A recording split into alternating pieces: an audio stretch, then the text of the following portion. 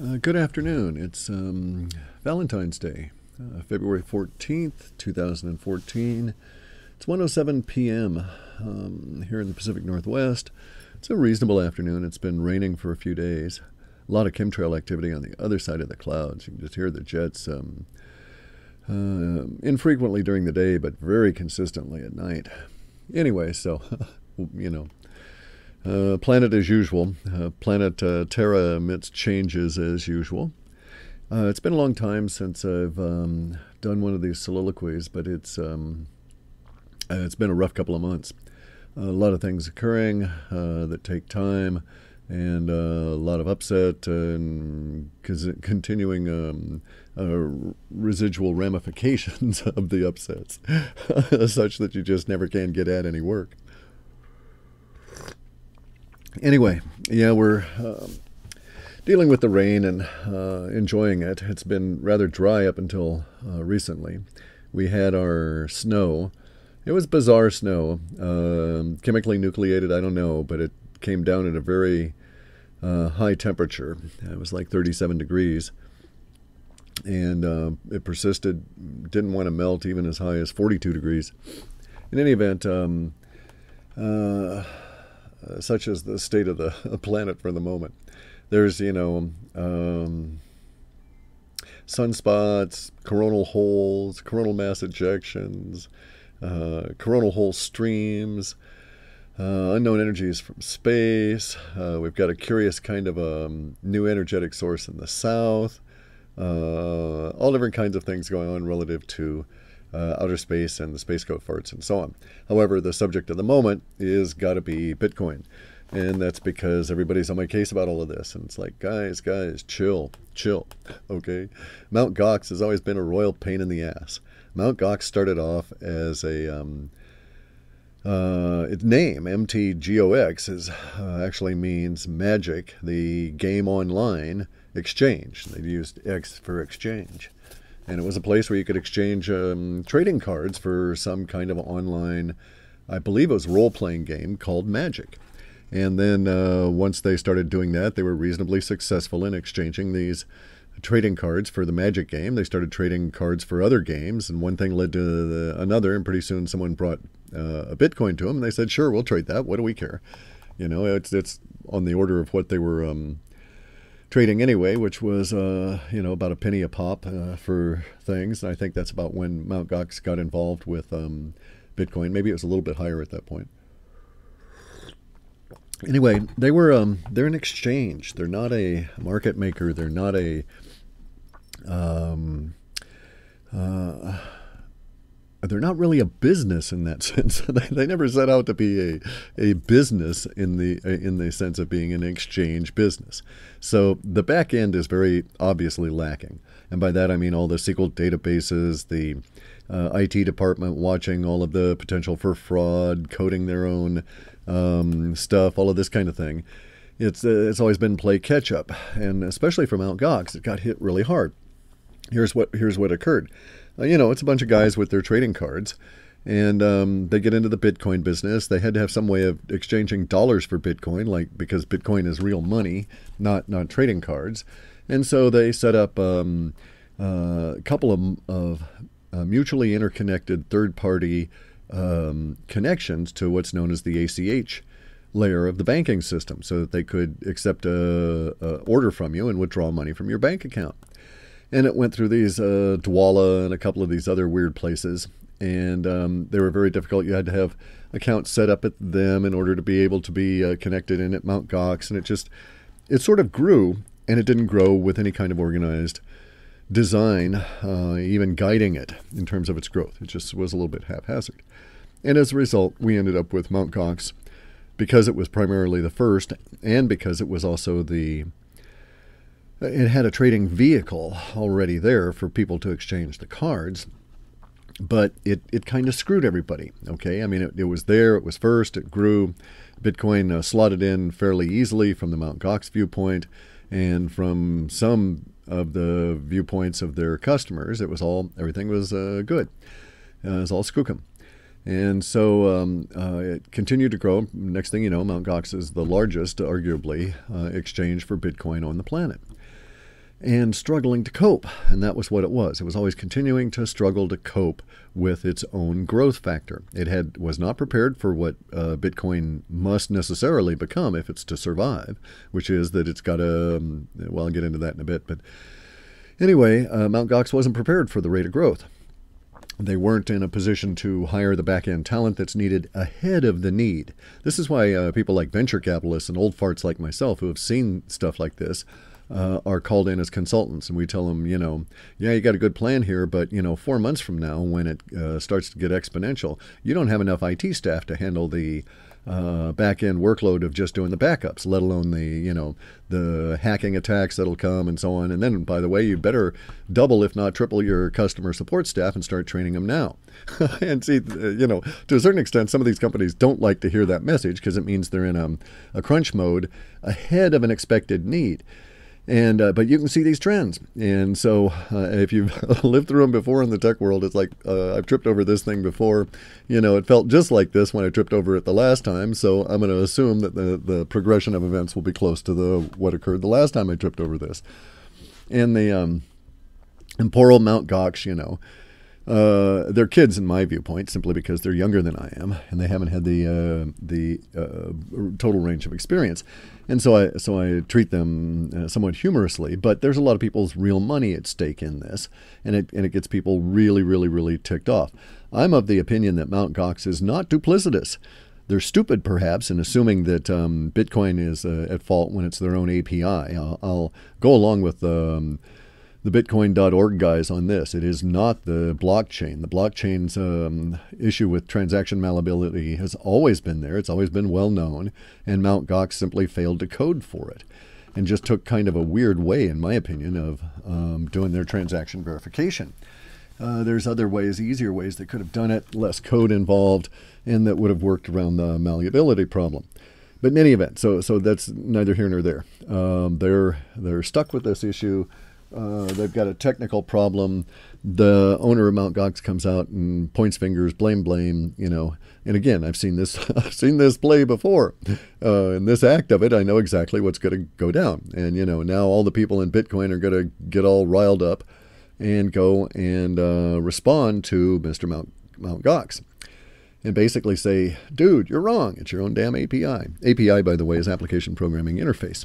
And it's the agreed upon protocol or standard by which a company, private or otherwise, publishes an opening, if you will, into their proprietary software world, their network. So an application programming interface is just that. It's the interface that allows an application to interact with their stuff. So Mt. Gox has an API that interacts with the blockchain so that they can automate the whole process and they don't actually have to have a person sitting there taking your order and then going and buying the Bitcoins and then coming back and all of that. They automate it. And the software does it through this API. And basically, every time two chunks of software that are dissimilar or come from different companies interact with each other, there's in between them an API. Sooner or later, you'll run into this. A lot of companies publish their own APIs. Some deal with trusted third parties. This is where you get into certificates and all different kinds of other issues. In any event, Mt. Gox is sort of stuck with this growth pattern that has swamped them. The necessity of what must occur for Bitcoin in terms of its growth was just beyond the capacity of the exchange. Plus, they were also seriously hammered by U.S. regulatory guys who tried to, in fact, did shut down many of their avenues for this ACH, which is basically another API, only it's into the banking system, and which would allow them to withdraw money from your bank account if you bought a Bitcoin through them. And so our feds, at the behest of the federal banksters, came and yanked the ability of Mt. Gox to do this in an even haphazard way that they'd been managing and made everything a whole lot tougher for them. And then, so in this sense, I'm giving, Mt. Gox due props for having made it as far as they did without any kind of a major breakdown, or without this major breakdown. But they've got a lot to learn, and if they're going to grow up and be a real clearinghouse, that's what they've got to understand they're headed for. An exchange is only a temporary mechanism that is involved in the early days of a currency. And we have a history of exchanges popping up and then being replaced with clearinghouses as various industries mature. We've seen it here in the Western world. It goes all the way back into Babylonian even, but certainly through the Roman, certainly back to Sumerian, where you would have exchanges that would develop. And let's take one of the more recent cases here in the late 1800s. A whole series of exchanges existed for the gold rushes that occurred actually from the period of the California gold rush all the way through the Yukon. And an exchange at that point was basically the assay office that would purchase your gold in its current raw state and issue you with fiat. And so an exchange grows up as the industry miners initially starts mining the stuff and ends up with an material that needs to be assayed in order to have its value or worth vetted against known quantities and purity. And that was the function of the exchange there. Now, in this particular instance of history repeating itself, we've got our miners out there mining Bitcoin, only our Bitcoin, unlike gold, doesn't have to be assayed. It doesn't have to be vetted against a known quantity or quality of other material. It's self-vetting in that regard. So the exchanges in this particular point are serving a different purpose, and that is that they're acting as the intermediary in getting individuals in the process or to the process of converting their central authority issued fiat to the people's fiat, which is Bitcoin. Now, and I say fiat because it's as much a fiat currency as anything else, only it has unique properties that no other fiat currency ever in history has had. For instance, all central authorities, even people are misunderstanding the nature of money and gold and this kind of thing. If you look through a historical account, you'll find that, yes, gold is money, but raw gold is not money, and there were always some form of central authority intervening exchange, assay house, money counters, this sort of thing that took the raw material and brought it into the central authority so that it could be reissued or reminted in the form of their central authority money. Whether it was fiat paper later on or gold, there were always mechanisms by which the central authorities came on in and took control of the currency or the raw form of currency. So nowhere on the planet, except in very small instances, briefly existent, were there ever instances where people were trading, gold nuggets for goods back and forth. For all the reasons that gold is improper as a money in its raw form. Its purity isn't known. Its shape is unusual. It's not easy to provide change for it, and you have to have accurate scales. It just eats up all these issues. And so even gold or silver in their raw forms are not usable money. Bitcoin has the advantage here because when it comes into existence, it's in a usable state, self-validating, unlike gold and silver. And so we get to this situation where we're at now, where MtGox, as an exchange, did not understand that the path to growth and survival in the Bitcoin world is to move over into being a clearinghouse rather than an exchange. As Bitcoin matures and more places accept Bitcoin and it becomes more and more of an effective, active currency, then a couple of ancillary side effects occur, or patterns exist. One is that the exchanges will fade away as a larger segment of the population is already committed to Bitcoin and is dealing in it. There are fewer customers, if you will, to convert fiat into Bitcoin. Now, I know we're in the very early stages of that, and we've got 7 damn billion people that need to convert their fiat into Bitcoin. And so we're a long way from that. But at some point, you cross this idea from being an exchange to being a clearinghouse, and there's a major functional difference in them, and the survivability of the exchange is known. It's limited to this particular period of the early days of the currency. and there will be exchanges for a long time. There will be a bloom of exchanges, and then many of them will morph into the clearinghouse phase and survive as long-term businesses. Others will try and stay as exchanges, and a few of which will ride out the move into the mainstream, and then they'll be there for the late adopters. So we'll always have exchanges around, but those exchanges that will be noteworthy and industry impacting and leave a historical impression, so to speak, are those that are going to morph into the clearinghouse phase. And that's going to be, maybe there'll be 3 or 4 of them. I think Bitstamp has got and BTC-e, both of those that seem to have the right attitude and collection of people, and their back ends are functioning as I would design one that was headed towards becoming a larger business than a mere exchange of Bitcoin for fiat.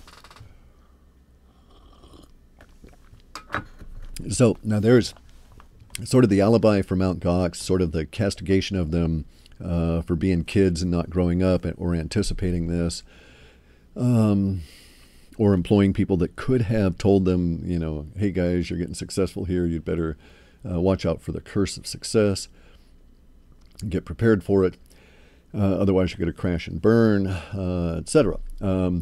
Now, the future of MtGox is unknown at this stage, but I imagine, I don't think they're duplicitous. I don't think they're doing anything crooked. I think they're just reacting badly to a poor set of circumstances at the moment. And they're not necessarily making the wisest of choices in terms of how they handle them, the challenges that they're under. But I think they'll make every effort to survive and come on out and respond in a positive way, although it may take them a while. I also think that people that have their Bitcoins there may find that that their Bitcoins are not at risk, but they may not be as liquid as the Bitcoin should be, in the sense that you don't have them and have the ability to manipulate them at the moment. How rapidly that is to say MtGox, how rapidly MtGox responds to the challenge of their and their perception, or the limits that their perception of the challenge is placing on them, remains to be seen, but I would expect it should occur within the next week or so. And we'll see how they're going to approach this. In the meantime, there's various different payment and exchange systems that are forming. And I also, by the way, am in agreement with Max Kaiser that the attacks on the exchanges was organized and coordinated and criminal, a racketeering job. JP Morgan strikes me as as good a villain as anybody to peg it to, and so I'll go along with that idea that JP Morgan did it, but it could have been Goldman Sachs, could have been the U.S. Fed, it could have been a number of people that have an obvious anti-Bitcoin bias. I have no particular knowledge that any individuals from JP Morgan were involved in this. I just don't like JP Morgan Chase at all, so I might as well assign the villain role to them unless they can prove otherwise. But the issue here for me is that indeed I agree with him that this was organized. This is not merely a crack attempt or a random hacking or a botnet gone wacko. This was an organized attempt to cause problems in the Bitcoin community, to shake it up, and so on. Now, in this regard, hey, this is fine, guys.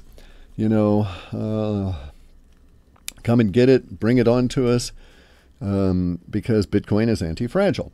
The more you trash it and bash it, the more you're going to get a lot of techies pissed off, the more they're going to respond to that.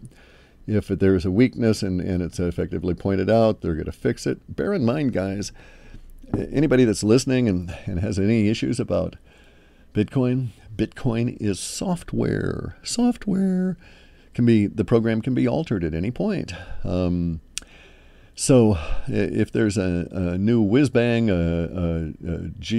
golly whiz, look at that shows up in some other cryptocurrency, no reason it can't be implemented in Bitcoin. The same thing is true of attacks against Bitcoin. If there's a vulnerability that's exposed, no reason it can't be fixed. Bitcoin is not this finite effect. Bitcoin is as soft as software gets, and is part of the causal side of things, because you can make real change through Bitcoin, and you don't have to worry about such things as I say, as it becoming stale. This is to a certain extent why I discount everybody's.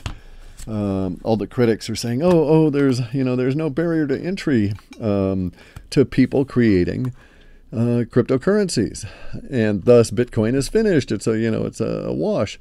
Pretty soon there will be the Mickey Mouse coin, and then there will be some porn star's ass coin, and those will take over because a lot of people like Mickey Mouse and a lot of people like the porn star's ass. But see, what everybody fails to understand is that while that is true, while you can create as many cryptocurrencies as you want, there are huge barriers to entry to the cryptocurrency business, though. The creation of them is nothing. You can create as many as you want, but getting past that point of creation into the very next phase that begins that very next instant, that's where the barrier to entry is. And it's not complexity. It truly requires investment and investment in the form of attention and energy on the part of people. Because without the network effect, without the people behind it, a cryptocurrency goes nowhere. So of all the cryptocurrencies that are being created right and left, all of them will die. All of them will die. They'll just fade away here a little bit. Quite frankly, because there's no network effect. There's no pizzazz or charisma there that's going to get lots of people excited, to get them off their butt, to go and evangelize to businesses to accept Bitcoin and go through the 4.5-year process of adoption that Bitcoin went through. So yeah, we've got Doggy Coin, we've got Max Coin from Max Kaiser, but unless they offer something superior, they're doomed to failure. And I'm sorry, Max. It's true, we're going to need the competition, and we should have as much competition in currencies as we possibly can, but this is not the same kind of situation as currency competition among fiat currencies. This is an entirely, and a lot of people just fail to realize that this truly is an entirely different sort of critter. And the reason that Bitcoin is different is that it's frictionless, absolutely, totally, or near totally frictionless, but at the same time, it has a built-in gravitas. Bitcoin does, from the network effect, from the thousands of people that have spent the last 4 or 5 years out pushing and pulling people to get into the cryptocurrency world. Now, some of this is going to spill over into some other cryptocurrencies, but I have yet to see any cryptocurrency other than Litecoin. It's made the first tentative little baby steps, but I've failed to see any of the other currencies make any big impacts that would lead one to suppose that a network effect is going to manifest underneath it. Unlike Bitcoin, Bitcoin's network effect is still growing. It's in fact starting to reach a critical mass where the number of businesses accepting Bitcoin newly and announcing so on a daily basis is going to get really crowded here real quick, and everybody's going to try, and that alone will start getting more businesses to try and rush in there as they see that more of their competition is out there accepting Bitcoin and getting the publicity for doing so, and so on and so on. So this whole network effect issue is discounted by Bitcoin's critics and by those who would even be in the alternate cryptocurrency worlds, because to a certain extent these alternate currencies are like the card trading at MtGox. They're not ever really going to manifest because they're only going to be limited to the speculative crowd and the speculators, and so some people will make money and other people will lose money, and it will be a zero-sum game in the sense that if you didn't make money, you had money taken from you in the process. Anyway, so the thing about MtGox is that I expect that it will recover. It's got enough momentum and money behind it to at least take a stab at going through their issues now. Again, timing is unknown. However, in the broader sense, I need to note that this is very likely the first of the three crises that are global and involve a technical response, and start pulling together the geek culture that I referenced in the last Alta report. This series of events with MtGox and then Bitstamp both shutting Bitstamp. Yeah, I think it was Bitstamp. Both shutting down their withdrawals on Bitcoin, although Bitstamp's back. And then the massive DDoS on the exchanges are part of a pattern, I think, that really does go down to Bitcoin being attacked. I think it'll grow as we go into the latter part of the month and into the first part of March, and we'll see some kind of a peak in the technical crisis component of this in early March. So there's that aspect of it. And then let's see what else. Oh, another aspect of Bitcoin that a lot of people don't grasp is there's an inherent demand for, okay, first off, a couple of factors are cooperating in this inherent demand. One of the more recent factors is that people that face a economic crisis in their late teens through their early 30s, so say from 18 to 32, if you happen to be in that age group and you go through a huge economic crisis during that period of time, you are scarred for life. And it alters a lot. It has a potential for altering a lot of your perceptions about your world, your environment, your safety level, your comfort level. It can be a huge motivating force for individuals. It can form the basis for predictable life crises and so on. And it's been known to affect whole populations and to lead to all kinds of measurable and demonstrable changes across a entire population base over time that extends throughout that generation and actually beyond it, 1.5 generations usually, from the point of that large economic crisis. So all of the people that, for instance, are part of the Occupy movement that are in that age group and that are suffering the, got to live in the parents' house because there's no damn job syndrome, are part of this group that is being affected by this crisis, whether they are aware of this or not. And it's altering the nature of society. Now, one of the things I was alluding to earlier was that Bitcoin necessarily must evolve and grow, and it necessarily must do so at the expense of fiat currencies if it is to survive. Otherwise, it's just going to wither and die. And the propellants that will get it through this growth period have to do with a confluence of effects, one of which is this effect of 1.5 generational impact from crises hitting a particularly sensitive age group. And we had a very large, particularly sensitive age group here in the Western world that has been hit by this crisis. And it's not limited to North America, excluding Canada. Is not limited to Britain or Europe. It even extends over into China, down into India, into South America, and to a certain extent in some parts of Africa. There are areas of the planet that are absent the effect, and that is basically some of the areas associated with Russia and some of the Chinese mainland. But the effect is there. It's palpable. It's making it's self-felt in new directions emerging, and people's reaction to ongoing events.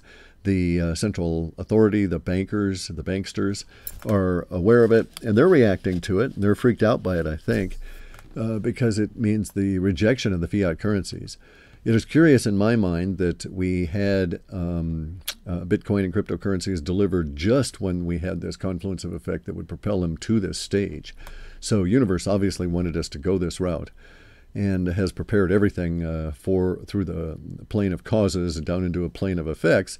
And we're sitting here watching the effects unfold. The causes have been set into motion and will play out over the next few months. There's nothing that can be done about any of this stuff at this stage because the causal factors are so long in development, 4.5 to 5 years that it takes to get it software or hardware through a particular growth phase into the crossing The big ditch here. We're leaving the early adopter stage after the visionaries and the early adopters, and we're actually have jumped a large part of that ditch into early mainstream, with starting with Overstock.com, and now the plethora of businesses that are getting behind it, and so on. So we're making the move into mainstream. There's not yet been a corresponding too much anyway, of a corresponding move in the Western world in our media-diluted population, but it is showing up in all kinds of areas in the, what do they call them, emerging nations or something, developing economies or something like that. The BRICS countries, and then Africa and South America and so on. You're seeing that the Bitcoin is more of a thing of the populace than it is a thing of the merchant class. And the merchant class is lagging, is now starting to get behind, since the populace is moving that way. This is a very good sign, actually. This shows that we're not dealing with a central issue that's propagated out. This is why the decentralization wave that's certainly in the data, and continuously so here, is pointing to people abandoning the fiats for all the right reasons, the fiat currencies. And Bitcoin is an alternative solution that came around just as Universe decided we needed it, just at the appropriate time. I don't think that the other cryptocurrencies are going to fade rapidly. If you're into the speculation of them, some people are going to make money on them. I don't think many of them will survive, say, a 3-year period, because I just don't see the community building underneath it. It takes a lot of effort and a huge amount of money and time invested in it, and attention paid to it, and detail work and everything to get this far in the network effect that you see in Bitcoin. This is not magic. This is one of those things where, you work really hard for 10 years to become an overnight success. And so a lot of people are seeing the overnight success component of Bitcoin, assuming that they can grab that overnight success with cryptocurrencies, and they will fail. So, but on the other hand, none of that in any way makes Bitcoin more fragile. It actually makes it more robust, more anti-fragile. Because as the other cryptocurrencies suffer, wither, have problems, fade away, and so on, what will be left will be the Bitcoin, with the network effect still building under it, still pushing out, because cryptocurrencies are needed as we come to the end of the central authority world and shift into a much more decentralized world, necessary to survive the challenges that the universe has hurtling our way, even as we sit here and snooze and think we're awake.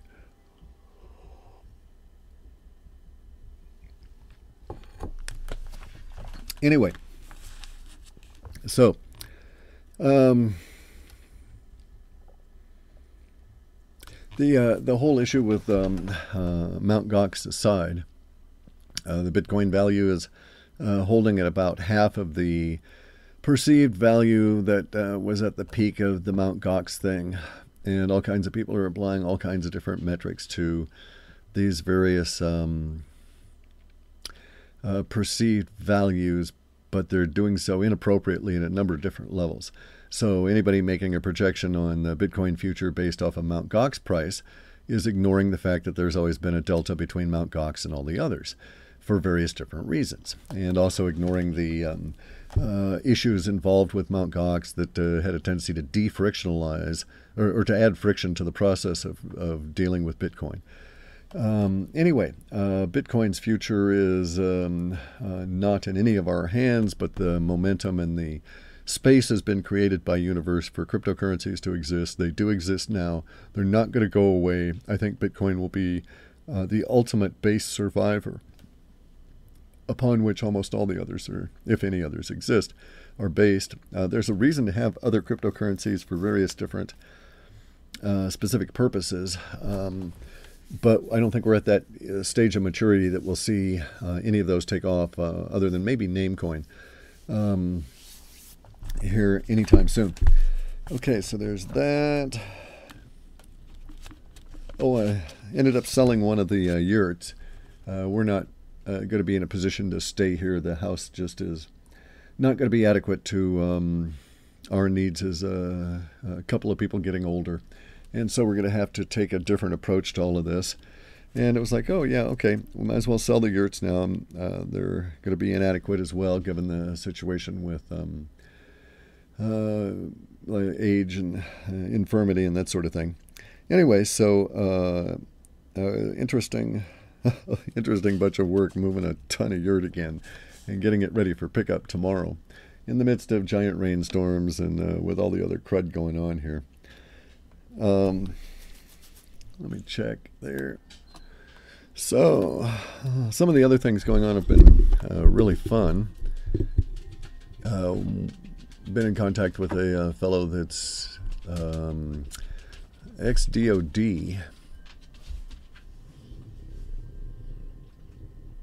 Interesting. Anyway, he has some Department of Defense. He had some very interesting stories to tell. And boy, I mean, you wish that the world was in a regular state so you could write some of this stuff down as novels or scripts, because it's just too cool to otherwise.